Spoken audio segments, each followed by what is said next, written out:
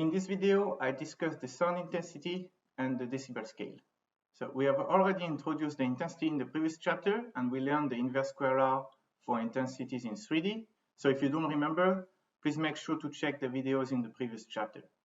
Here, we directly start with an example of questions that we can answer based on what we've learned so far. What is the intensity of a sinusoidal sound wave y of x and t equal a cosine kx minus omega t, propagating in a medium with a bulk modulus b? All right, so if you don't know how to start, it's a good idea to come back to the definition. Right? For example, here, the intensity is defined as the power per unit area. So it is a quantity in watts per square meters. So I can write I is equal to P over S, where uppercase P is the power and S is the surface area. Again, if you don't know what's the next step, remember the definition of the power. It is the force multiplied by the speed. Right? So we can replace the power by Fy Vy, where Fy is the force on the particles of the medium, and Vy is the speed of those particles. And now you should recognize that we have a force divided by a surface. So this is equal to the pressure, P.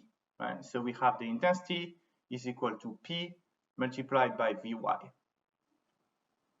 And in all of this chapter, be careful with the notations and with your handwriting, because it can be confusing sometimes, right? Don't confuse the power, uppercase P, with the pressure, lowercase p, and the density, which is represented by the Greek letter rho.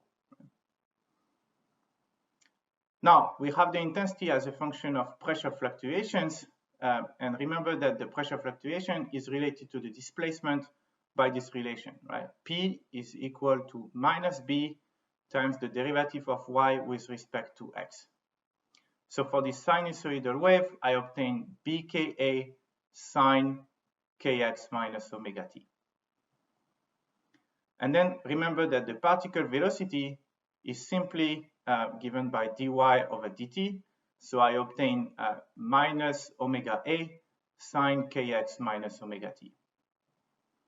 Then we can combine all of this for the expression of the intensity, and we obtain that the intensity for a sinusoidal wave is bk omega a squared sine squared of kx minus omega t. And as we did before, we take the average over a full period.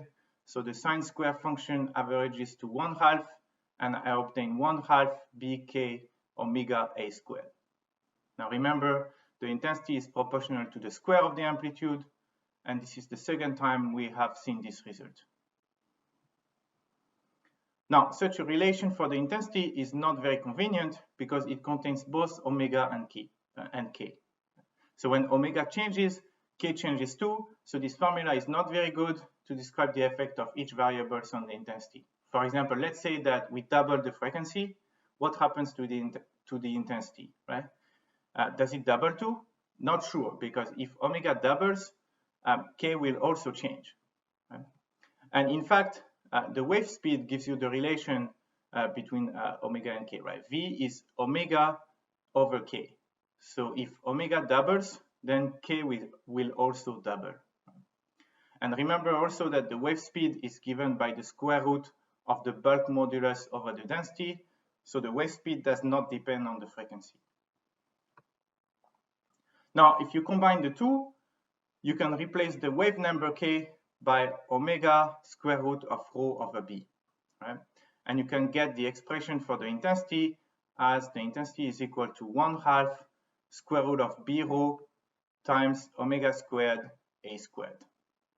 Now, let's discuss this formula a little bit, right? You see now that if you double the frequency, then you quadruple the intensity, right? It varies with omega squared. And there is a consequence of this for musical pipe instruments. If the pipe is fat, then the intensity is reduced because the intensity is power divided by surface area. So a large fat pipe will have a large surface area, so lower intensity. And if the intensity is reduced, it means that there will be less of the higher frequency harmonics because the higher frequencies require higher densities, higher intensities. Right? So the faller pipes have less higher harmonics compared with thinner pipes, even when they have the same fundamental frequency. Now, this formula is better, but still not the best because it contains the amplitude of displacement A. Right? In practice, it is very difficult to measure the amplitude of displacement, and it is much easier to measure the amplitude of pressure fluctuations, Pmax. Right? But we know that Pmax is equal to BKA. So if you don't remember these results, check the previous video on displacement and pressure fluctuations. Right? So here we can use this. So I can replace BKA in the previous relation for the intensity by Pmax. And then I can also replace A by Pmax over BK and omega over K by the wave speed V. So I obtain V Pmax squared over 2B. You see that again, the intensity is proportional to the square of the amplitude, and this time it is the amplitude of pressure fluctuations. Now we can still transform this formula. Let's say that you don't know the speed of sound, then you can replace it by square root of B over rho. And you obtain P square max, P max squared divided by 2 square root of rho B. And this is the same formula that is given in your LibreText, except that in the LibreText, the letter A is used for the amplitude of pressure fluctuations. We can continue to transform this formula. Let's say that you don't know the bulk modulus. Then you can replace square root of B by V square root of rho, right? And obtain again another formula. Now, none of those formula is really important. Right? What is important is that you convince yourself that you can manipulate the relations so that the relation contains only the parameters that you are given. Right? What is fundamental about all of those relations is that the intensity is proportional to the square of the amplitude. Now, let's do another example of question. At 1000 Hertz, the minimum pressure amplitude that can be perceived with normal hearing is about 3 multiplied by 10 to the power minus 5 Pascal. Right?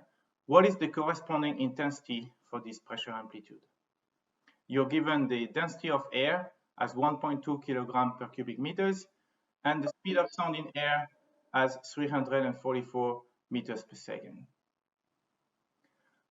Well, we've already done all of the hard work of finding those formulas, right? So here we can use the intensity is equal to Pmax squared divided by 2 rho V, right? We know Pmax, we know rho, and we know V. So we can calculate the intensity, and we obtain that I is equal to 10 to the power minus 12 watt per square meters.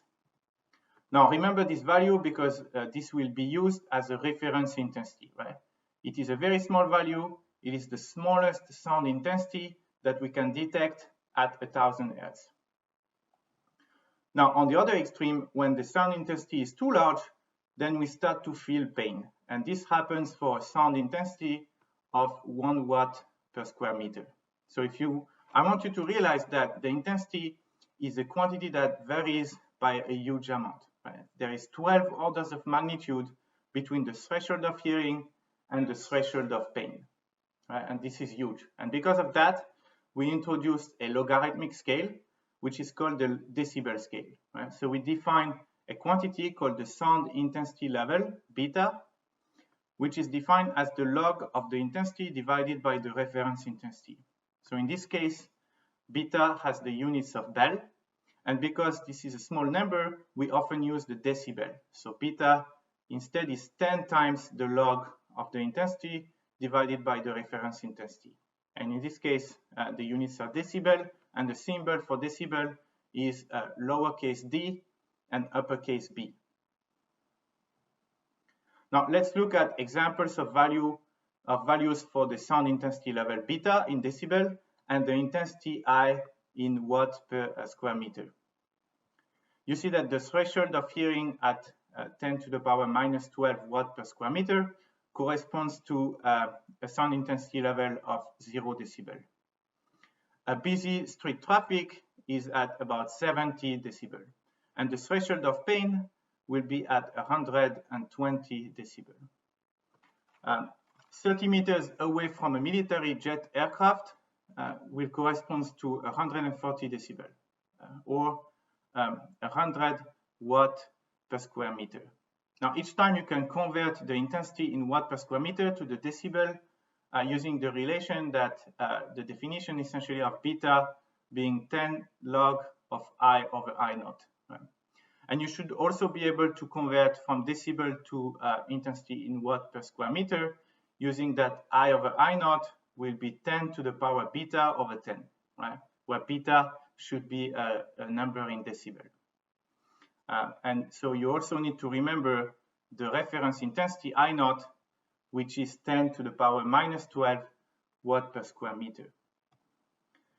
Now, this hearing threshold depends on the frequency. It also depends on your age and on the ambient noise that is around you. Right? This graph shows equal loudness contours as a function of frequency. And you can see that at 1 kilohertz, the sound intensity level is 0 decibel, but it varies with frequency, and it is minimum slightly below 4 kilohertz, and it goes up at low frequencies, and it goes up at high frequencies. If you're exposed to a loud sound, a loud noise, for some time, then your hearing threshold is getting worse, right? For example, 10 minutes of noise at 120 decibel will shift your 1 kilohertz threshold from 0 to 28 decibel. So you shouldn't be, you wouldn't be able to hear a whisper, for example, after being exposed to such a loud noise.